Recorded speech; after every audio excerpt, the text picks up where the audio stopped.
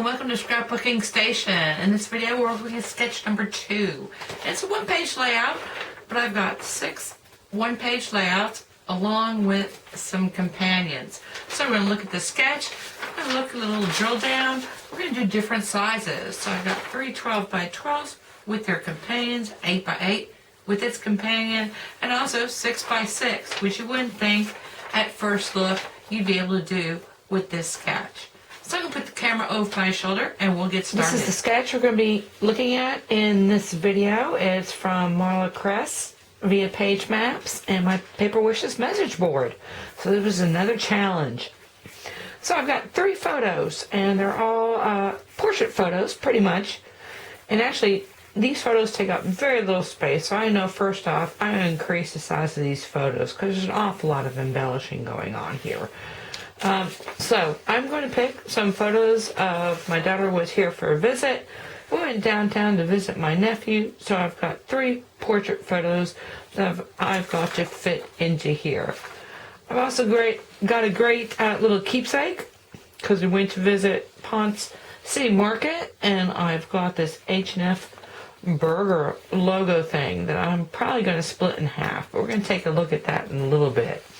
Now, because it's a one-page layout, I'm going to decide which side of my scrapbook this is going to live on. So I've decided to use this for the right side of my scrapbook, and I've already created the left.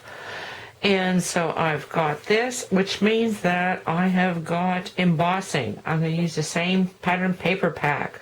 I've got die cuts, everything out here on the edge. And so this is artistic watercolor pattern papers from Stampin' Up. I've got stripes to do this. I can come up with something to do this, have to mat, and embellishments. So let me make the structure of my first scrapbook page and I'll be back.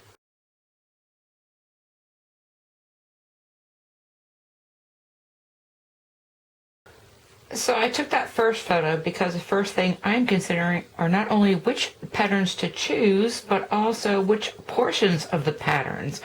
And I misspoke. This is artistic watercolor from Paper Wishes.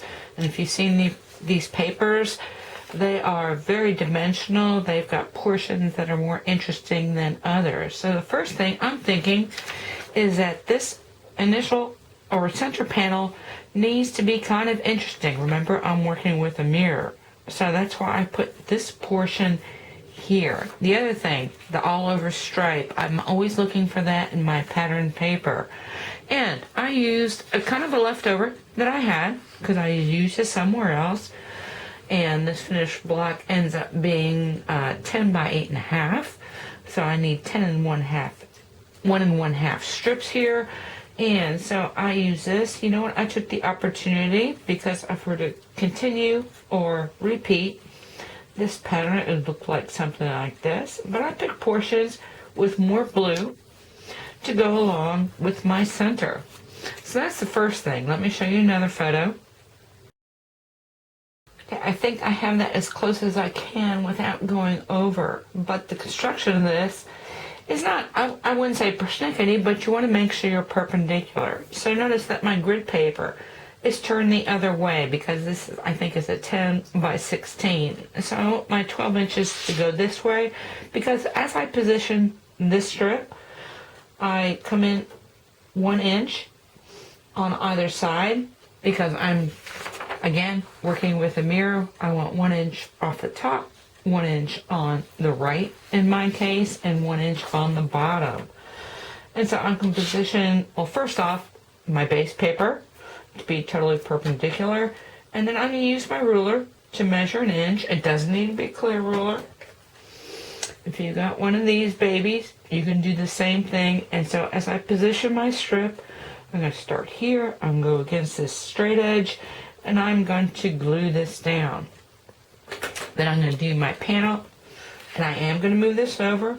I'm going to pay attention to this mark and also this mark here. And I do want them to butt up against each other. So, but it's more important that we don't start moving like so. Anyway, I've got this on here. Now, I'm ready to work with some of these other things. At this point, I've made a few other decisions about how I'm going to punch this out. Oh yeah, I'm going to do an edging. I already know that I've got Atlanta that's going to come in here somewhere. Again, opposite side. So, at first, I'm going to position my photos. I want to be into this border and extend beyond that. And so, when I attach this, I am not going to go straight to the edge because I know there are things that I need to be tucking in. So, back at the sketch, I want to tuck this under, and then actually, I'll probably build these two pieces together, depending on how much I want to say. You've got a lot of freedom there. And then tuck it under this photo. So let me get to this point. I've picked out some edge punches, and this is a, I don't know, circle scallop? I don't know what they call this, but this is one from Stampin' Up. And this is another, because I'm going to kind of repeat the same thing with my journaling. And then I'll be back. Nothing's changed, but I forgot to mention, why is this split up? Well, it's a goober.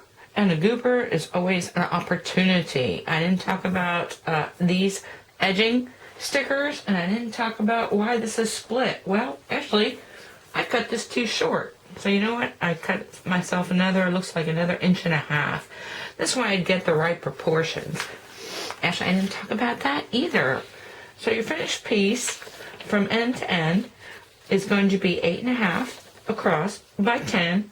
1.5 by 10 inch borders, and then this piece needs to be whatever left over in the middle.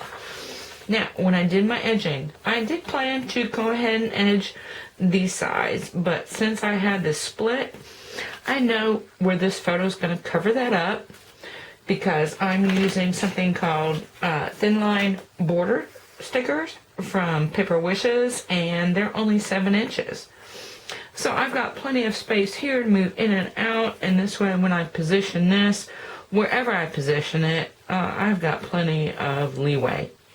Anyway, now I'll be back. Okay, once I'm finished with all the structural elements and some of the embellishments, I want to look at, first off, I want to look at the 2 pages together because is there something I need on this side to coordinate better with this side because they have to live together. In this case, in my scrapbook page.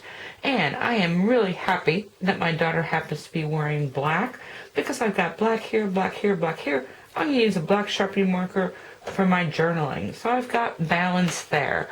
I know there are die cuts there. You know what? I've still got something to do on this end. So let's just look at this page. Okay. So, like I said, I'm going to do black journaling. So I've got black, black. And this is a really shiny black, and I've got one more element to add, which I could kind of leave off, but it looks like there's something missing. So I want to add shiny black, and to me that means black embossing. So let's take a look. Let me fold this up. So in the sketch is just shapes. Well, I've already got circles. I've got somewhat circle scallops. Of course, my keepsake or my souvenir is also circles. And so I'm going to do circles. And what's important to me is that this is downtown Atlanta because I never go downtown if I can help it. But like I said, we're visiting my nephew, went out to the market. Anyway, so I'm going to go ahead and emboss these, stamp and emboss with black embossing powder. And then I think at that point, I'm probably going to add some gold cording or this thinner gold thread. And these are both from Stampin' Up also. And then I'm just going to leave you pictures of this layout. So, first sketch done. Let's take a look at the next layout.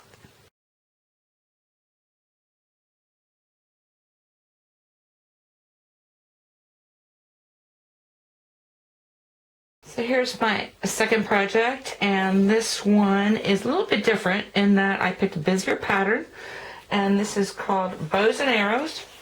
And this is again from Paper Wishes. This is a single-sided pattern paper. I put it on some solid cardstock, certainly celery cardstock from Stampin' Up. And photos. Actually, they're the same size. They're a little bit smaller photos. I chose to make because this is my scrapbook. But the mat, width mat, is the same size as that first one. Once I place this, I find little tips and tricks to kind of make life easier. So, placed my panel first, and then did these stripes. And here's a piece, that I use for these stripes, I just cut it a little bit wider and followed some of these arrow lines to make this left side border, found little indents to make the border on the right side. When I started doing my embellishments, the first thing I needed to make my journaling a little bit longer. So kind of the same scale, used a different punch, still have this little ticket punch thing going on down here. Added some hexagons. This paper is called Bows and Arrows. And again, this little element down over here, you think you can leave it out, but really, to make it complete, you can't. And so this has been put here. Now let's look at the companion page, because it's a little different. The first 2-page layout, I chose to pair it up with another vertical, because it's very vertical sort of embellishing going on over here. And this time I'm using the same paper pack. I've got my title, of course, and then title here. It's the same trip, and so I chose to use the colors to kind of break up. This is me in Georgia before I took off, and then once I arrive in Tampa, things go to this lime green.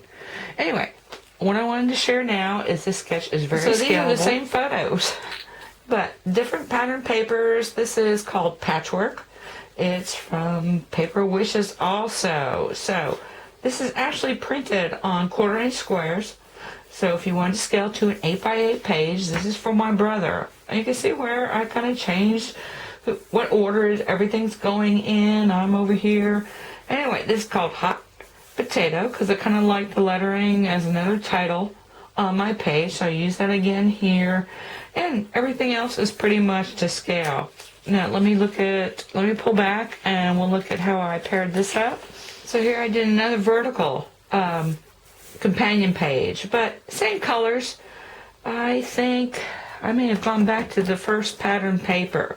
So I've got embellishments here, split his photo up. Anyway, really pretty. So this is my nephew at 2 months. Okay. Now I've learned a few things, and so hopefully these are things that you can take with you to make your construction a little bit easier. So we're getting to the last set of projects.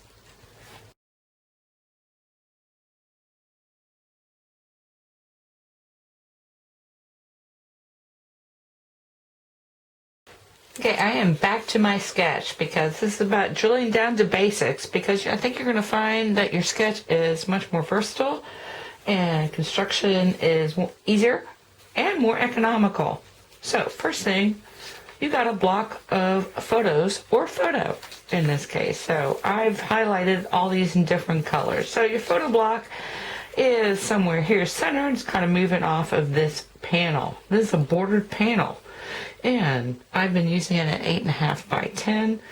Very easy to do. And then you've got a backdrop. And then this purple, it's just something. So something, something, something. So let's take a look at this second to last piece. So I made a lot of claims, and in this layout, the first thing you're going to notice is that I've got a landscape photo. And so this one called for 3 portraits, pretty much the same size. I've got this really long landscape, which I chose to split. So I split it into 3 equal pieces, but you could use one big landscape and one smaller supporting photo. So taking this and using it as a block, definitely more versatility in your scrapbooking that way. The other thing is, this is, or it has been, an 8.5 by 10-inch piece of panel, or some portion thereof. You know what? This is a single piece of cardstock. I chose to extend it because of what's going on here. But single piece of cardstock, used some strips and just added them on top. And then, lastly, the background piece could be a full 12 by 12. But I know I just need something going on in this corner. And so I just chose to situate my pattern paper so that I got something going on in that corner, at least to begin with. And what that allows me to do, really simply, is to go ahead and cut this out of my base pattern. I can use that for something else. So if you work in smaller formats, or if you make cards, that's really handy. And then the last thing, I've got 2 more elements to add. And so this one, rather than do pieces, rather than to do titles, this is a strip die. And then this title is actually just another piece of the pattern paper, stamped it, and cut out another portion of another pattern to use here. Embellishments, pretty simply for the structure, and those are pink jewel dazzles, and then pink jewel border dazzles. And when you do something this simply, because it comes together so quickly, I find that you're more inclined to do something really special with your page. And in this case, this is like 3D paper toll photographs. So I printed this photo 3 times. I've layered this rose on top of a couple of leaves on top of the base photograph. Added some brads, of course, some hardware here. Anyway, really pretty. As far as versatility, let me just take you to the companion page because I've always been showing that. So let me pull back. So these are the 2 pages together. I again chose to do vertical. I just used a different kind of a color palette here with the companion page, but I've got the same little strip die border. I've chosen to use different colored dazzle stickers, so kind of the same elements. Title here, matted this, and this is what I was talking about. So I've got a landscape here and a tall one here. You know what? Decided to split this one up as my embellishment. This one doesn't have to be so much to sketch. Okay, now I did want to talk about something else. Oh, this is Happy Life pattern papers from Paper Wishes. And I would not, let me bring back this. If I were to split these photos, scalability. You know what? How would you do that in a 6x6 page? We know it's really easy when you block this out. So let's move to that. I would not think, looking at the sketch, that I could do this in a 6x6 page, because I think what you'd end up with is like maybe 1.5-inch photos this way, and then if you really extend it, 3-inch photos. But you know what? As a split photo, that looks great. And here's my 6x6 background. Still haven't decided which way to put that. I've created my panel, and this is a piece of the pattern paper that I saved from my other sketch, so I can situate that. You know what? I like those multiple photos, so I'm going to put something like that here. Anyway, I'm going to leave you finished photographs of those last 2 pieces, and I hope you took something with you. You can use your own scrapbooking. Thank you for watching.